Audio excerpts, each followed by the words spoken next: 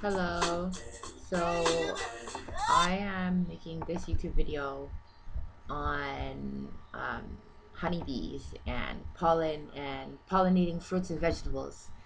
And from what I've seen from the rest of history and the past, and for what will most likely happen in the future if we don't have honeybees, or bees that can pollinate plants and flowers and so on, and trees, so that we can have leaves and fresh air to breathe. Those are some of the reasons why having bees are so important. Bees that can pollinate things so that they can grow bigger. We can have food to eat. Most importantly, some things don't need to be pollinated and they need to stay unpollinated. Um, this has been a major thought on my mind for a long, long time. Um, I know that bees like to be warm. So having where the bees are, if those places can be warm, having a lot of people around in certain areas of the globe seems like a very good idea right now.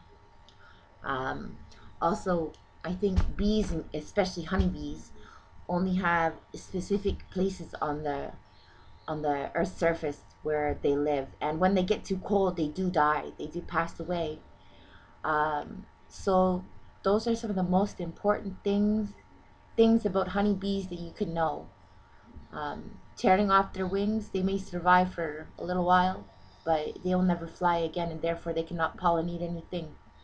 I think being aware of our circumstances here on Earth and the things we're going to have to do or go through, and what's going to happen if we don't have honeybees, to allow fresh fruits and vegetables to grow, because they have to be pollinated in order for us to survive. For us to have air and leaves on trees, we need pollen.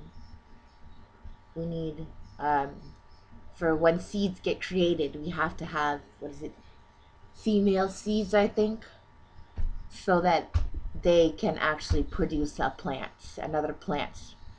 And then some of them will actually produce the vegetables themselves. And some of them are just, they both will. It doesn't matter what kind of a seed it is. So those are the most important things, um, to the survival on Earth. And I think if we don't, either have a lot of our population, instead of being sparsely populated, we need to have densely populated areas where we could harvest and grow food. There's going to be a major crisis, not only for food, but probably a lot of maybe natural disasters because of lack of food, lack of resources. When there's no air, what are we going to do? Um, I think densely populating areas, at one place, the bees can sense the heat, more like dragonflies.